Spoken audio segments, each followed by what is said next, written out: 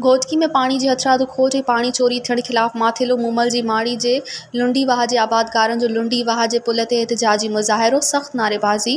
पाणी नाहे छो भला, करबला करबला, पाणी चोरी बंदि कयो जा नारा।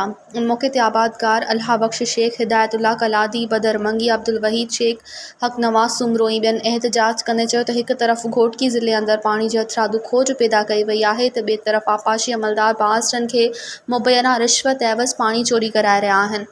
हुननि जो त लुंडी वाह में पाणी जी हथरादू खोज पैदा कई वई आहे, जॾहिं त लुंडी वाह ते बांस हथरादू धिका ऐं खॾा हणी पाणी बंदि करे छॾियो आहे, जंहिं करे असां ताईं पाणी नथो पहुचे। हुननि जो त आपाशी खाते जे अमलदारनि बासिटनि खे पाणी बंदि करण खे खुली छूट ॾेई छॾी आहे, जंहिं करे बासिट सरियाम लुंडी वाह ते लिफ्ट मशीनूं हणी पाणी चोरी करे रहिया आहिनि।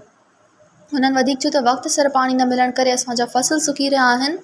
उन मौक़े ते लुंडी वाह जे आबादकारनि वाहन ते रेंजर्स अहलकार मुक़ररु करण जो मुतालबो कंदे चीफ जस्टिस सिंध सरकार ऐं DC घोटकी खे अपील कई त ख़ुदारा लुंडी वाह ते पाणी चोरी कंदड़ बासिटनि ख़िलाफ़ क़ानूनी कार्रवाई करे पुछड़ी ताईं पाणी पहुचाए आबादकार खे कंगाल थियण खां बचायो वञे। मज़ीद ख़बरनि ऐं तफ़सीलात लाइ विज़िट कयो असांजी वेबसाइट www.awamiNewsHD.com ऐं ॾिसंदा रहो अवामी न्यूज़ HD।